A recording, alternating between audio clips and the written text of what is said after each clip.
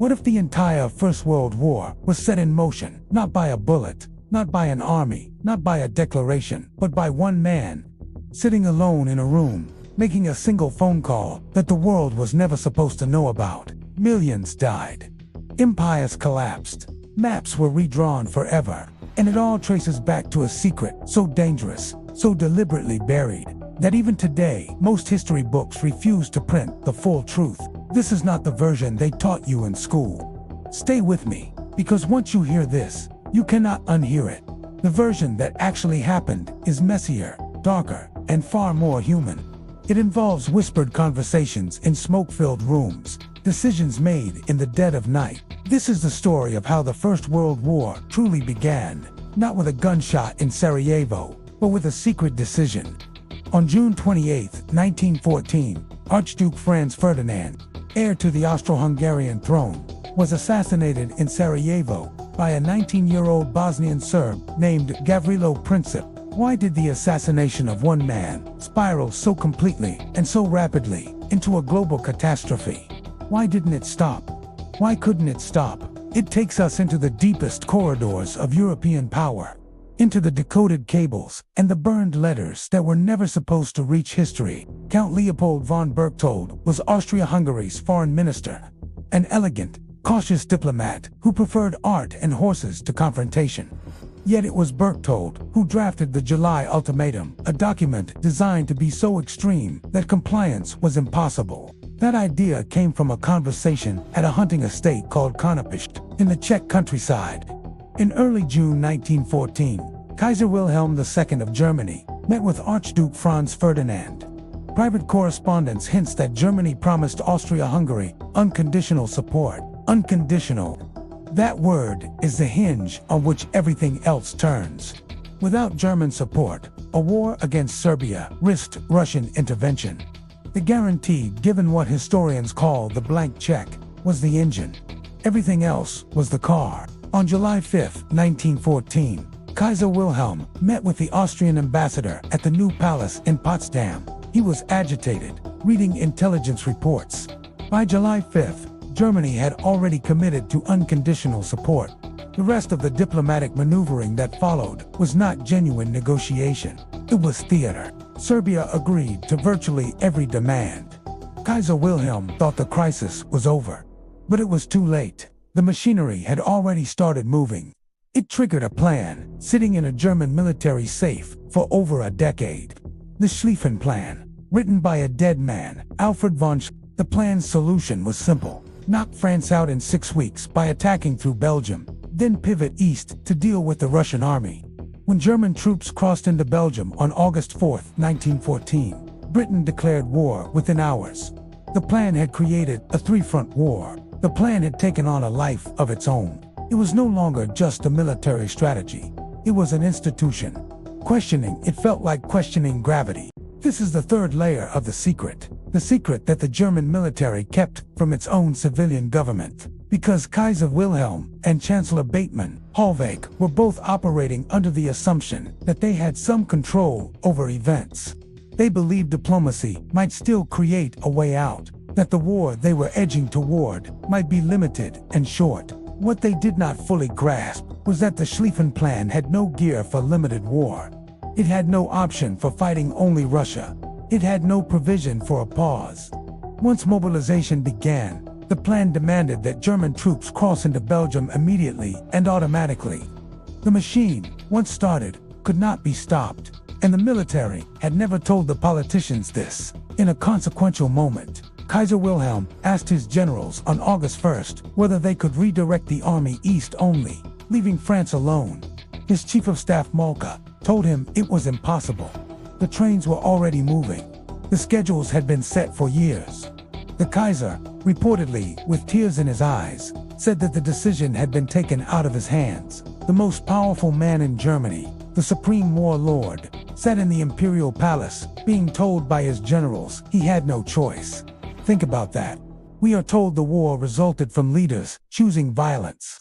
Yet the leader most often blamed was weeping because he couldn't stop it. The truth is not that the war was accidental. There were men who wanted it, but there were also men trapped inside systems. powerless before the machinery they helped create. The war was both chosen and unchosen. It was both deliberate and inevitable. Let us go back to a critical figure, Gottlieb von Jagow, Germany's foreign secretary in 1914. He managed the day-to-day execution of policy. It was Jagow who received the cables from Vienna and drafted the replies, reassuring the Austrian ambassador that Germany would stand by them. Jagow privately told colleagues he believed war was necessary before Russia grew too strong, and that 1914 was the best moment to fight. In a private letter, he wrote that he hoped to localize the conflict, but if not, the situation was one Germany had to use. Use, not endure, not survive, use.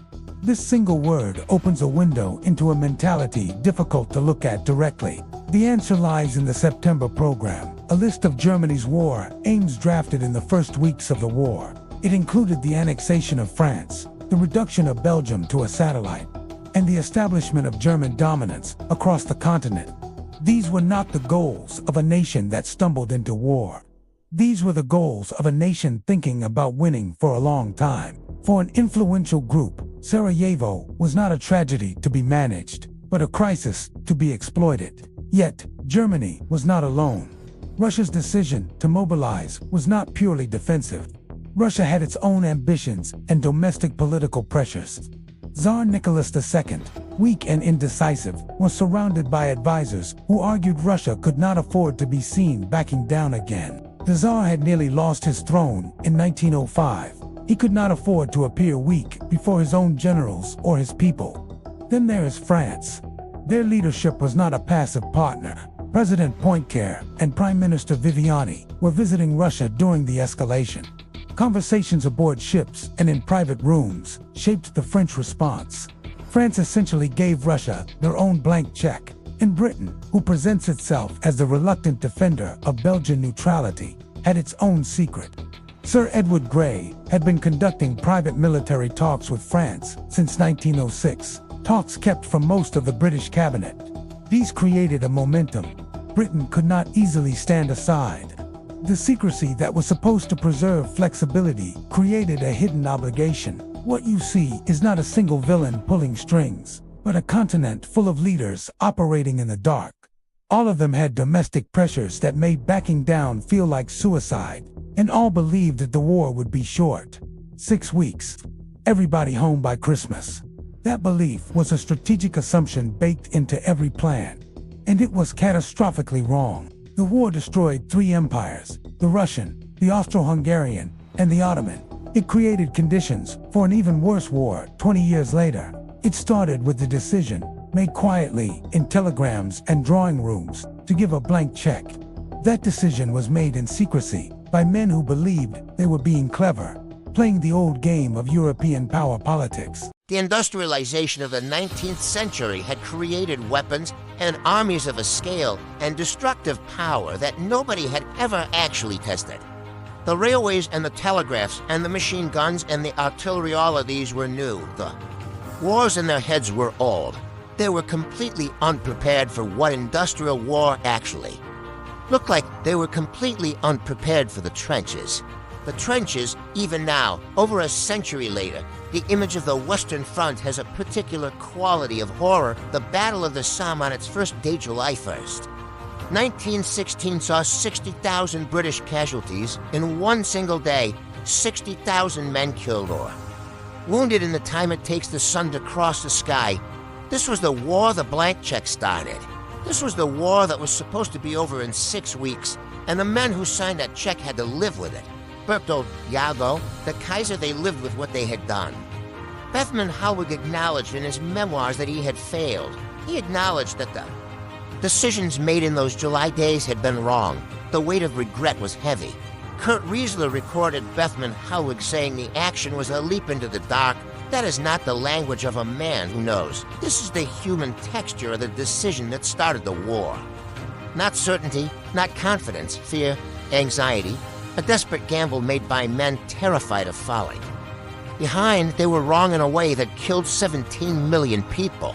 Sir Edward Grey, on the evening of August 3, 1914, watched the lamplighters extinguishing the gas lamps along the street. He said, "The lamps are going out all over Europe.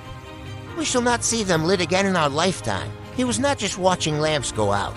He was watching the consequences of his own decisions walk toward him.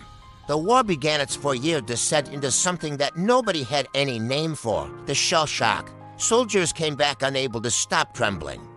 The military could not accept a war capable of breaking a man's mind without a wound. The war was a monument to a failure of imagination, that inability to see past the stories they had been telling themselves for decades. They were prisoners of a paradigm, and their inability to escape that paradigm. Their refusal to take seriously the warnings that did exist, because the warnings did exist. Because there were people in 1914 who understood exactly what a general European war would look like, was a final, fatal ingredient in the catastrophe. The economist Norman Angell had published a book in 1910 called The Great Illusion. In it, he argued that modern economic integration had made a major European war so costly and so irrational that it had become essentially impossible. He was right about the cost. He was catastrophically wrong about the impossibility, because rationality and cost had very little to do with the decision. The decision was made in secret, in fear, under time pressure, by men whose identities were bound up in not appearing weak. It was in response to a murder committed by a 19-year-old boy who himself was dying of tuberculosis when he pulled the trigger, Gavrilo Princip. His story contains the full terrible irony of what happened. He was not an agent of a grand conspiracy. He was a sick, idealistic young man who believed, with passionate sincerity, that killing one man might free his people. He had no idea that the man he killed would become the excuse for a war that had been quietly arranged by others. He died in prison in 1918, before the war even ended.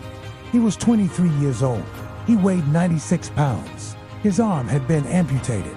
He had spent his last years in a cell so cold and damp that mushrooms grew on the walls. The men who used his act, the men who took that bullet and wrapped a civilization's worth of secret ambitions around it, lived comfortably.